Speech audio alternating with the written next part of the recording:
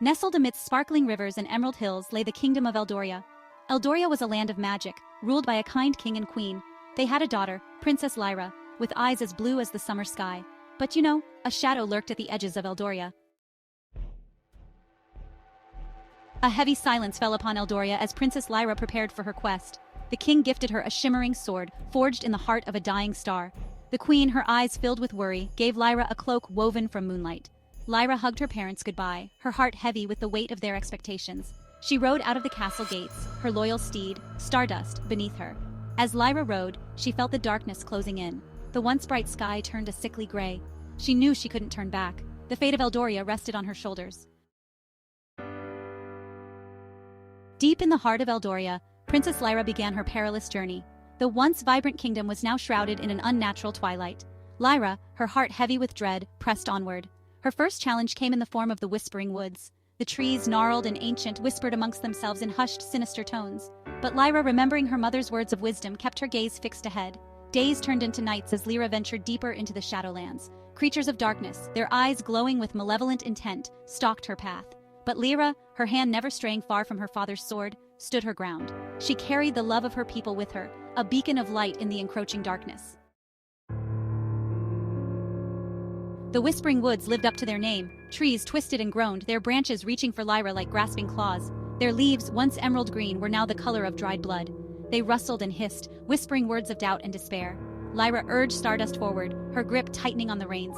She knew the woods were dangerous, but they were just the first obstacle on her path. She wouldn't let the whispers break her spirit. As Lyra rode deeper into the woods, the whispers grew louder, more insistent.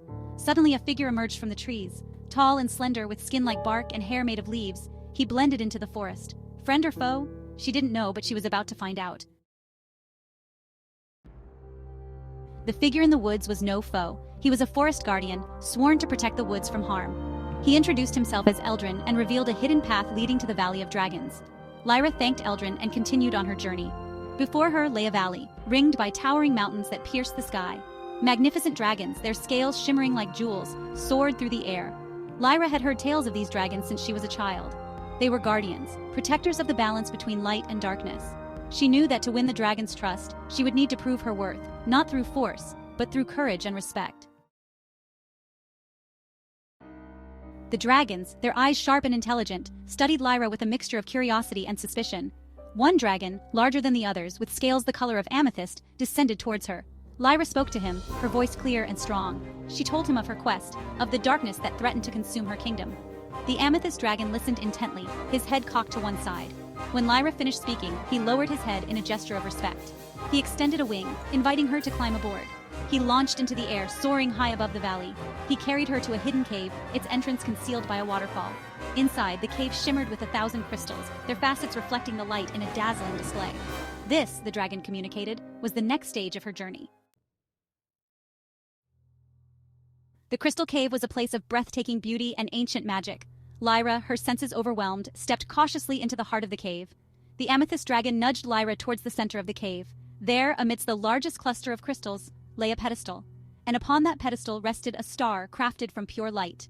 As Lyra reached for the star, a cold, disembodied laughter echoed through the cave.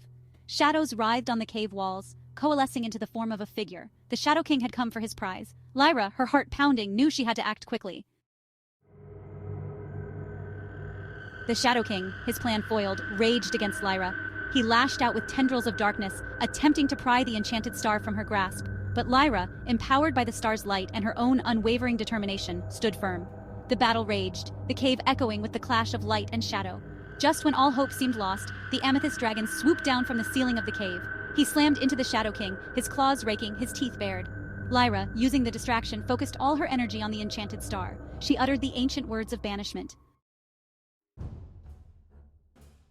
The enchanted star, fueled by Lyra's love and the ancient words of banishment, erupted in a blinding flash of light. The Shadow King, caught in the blast, screamed in agony as his form began to dissolve. His reign of terror was finally over. As the light faded, Lyra found herself back in the crystal cave. The amethyst dragon, wounded but alive, lay beside her. The cave was in ruins, but Lyra's heart soared with hope. She had done it. She had defeated the Shadow King and retrieved the enchanted star. Lyra climbed onto the amethyst dragon's back, clutching the enchanted star tightly. He carried her out of the crumbling cave into the sunlight. Elaria was free. Lyra returned to Eldoria a hero. People lined the streets, cheering her name, their faces alight with gratitude and awe. She rode through the capital city, the enchanted star held high, its light banishing the last vestiges of the Shadow King's darkness. King Theron and Queen Aeloria embraced their daughter, their eyes filled with tears of relief and pride. Lyra had risked everything to save their kingdom, and she had succeeded. She was a true hero, a beacon of hope for generations to come. The enchanted star, placed atop the highest tower of the castle, shone down upon the kingdom. And so, Eldoria entered a new golden age, all thanks to the courage and determination of their beloved princess, Lyra the Brave.